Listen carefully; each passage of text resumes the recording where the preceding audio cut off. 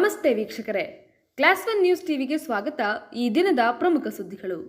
ದೇವನಹಳ್ಳಿ ಪಟ್ಟಣದ ಗಾರೆ ರವಿಕುಮಾರ್ ಲೇಔಟಿನಲ್ಲಿ ರಾಜ್ಯ ಎಸ್ಸಿ ಮೋರ್ಚಾ ಖಜಾಂಚಿ ಎಕೆಪಿ ನಾಗೇಶ್ ಅವರ ನಿವಾಸದಲ್ಲಿ ಬಿಜೆಪಿ ಸಂಸ್ಥಾಪನಾ ದಿನಾಚರಣೆ ಕಾರ್ಯಕ್ರಮ ನಡೆಯಿತು.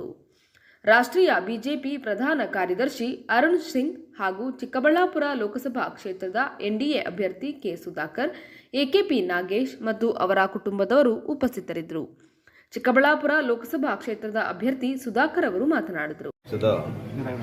ಸಂಸ್ಥಾಪನಾ ಒಂದು ದಿನ ಆಗಿದೆ, 45 ವರ್ಷ ಆಗಿದೆ.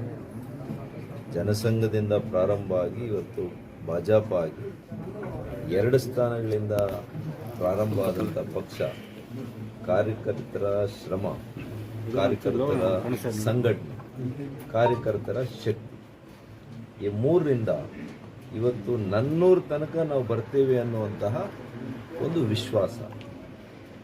ಇದು ಈ ಪಕ್ಷದ ಆಶಯ ಏನಿತ್ತು ಅದರಿಂದ ಆಗಿದೆ ಅಂತ ನಾನು ಹೇಳ್ತೇನೆ. ರಾಷ್ಟ್ರೀಯತೆ, ಈ ದೇಶದ ದೇಶಾಭಿಮಾನ, ದೇಶದ ಸಮಗ್ರತೆ, ದೇಶವನ್ನು ಇಡೀ ವಿಶ್ವದಲ್ಲಿ ಅತ್ಯಂತ ಎತ್ತರಕ್ಕೆ ತೆಗೆದುಕೊಂಡು ಹೋಗಬೇಕು ಅನ್ನುವಂತಹ ತತ್ವ ಸಿದ್ಧಾಂತದ ಒಂದು ಅಡಿಪಾಯದಲ್ಲಿ ಬೆಳೆದಂಥ ಪಕ್ಷ ಇದು, ರಾಜಕೀಯ ಪಕ್ಷ. ಅದಕ್ಕೇನೆ ಎಲ್ಲ ರಾಜಕೀಯ ಪಕ್ಷಗಳು ಇಂದ ನಾವು ಭಿನ್ನವಾಗಿದ್ದೇವೆ. ಈ ಕಾರ್ಯಕ್ರಮದಲ್ಲಿ ರಾಜ್ಯ ಎಸ್ಸಿ ಮೋರ್ಚಾ ಖಜಾಂಚಿ ಎಕೆಪಿ ನಾಗೇಶ್, ಜಿಲ್ಲಾಧ್ಯಕ್ಷ ರಾಮಕೃಷ್ಣಪ್ಪ, ಪ್ರಧಾನ ಕಾರ್ಯದರ್ಶಿ ಎಚ್ಎಂ ರವಿಕುಮಾರ್, ಸಹ ಉಸ್ತುವಾರಿ ವೇಣುಗೋಪಾಲ್, ಅಸಂಘಟಿತ ಕಾರ್ಮಿಕ ಪ್ರಕೋಷ್ಠದ ಸಂಚಾಲಕ ಅಂಬರೀಶ್ ಗೌಡ, ಟೌನ್ ಅಧ್ಯಕ್ಷ ಸಂದೀಪ್, ನಿಲೇರಿ ಮಂಜುನಾಥ್, ಚೇತನ್ ಗೌಡ, ವಿಮಲಾ ಶಿವಕುಮಾರ್, ನಾಗವೇಣಿ ಸೇರಿದಂತೆ ಮುಖಂಡರು ಮತ್ತು ಕಾರ್ಯಕರ್ತರು ಉಪಸ್ಥಿತರಿದ್ದರು. ವರದಿ ರಾಜು ಗೌಡ.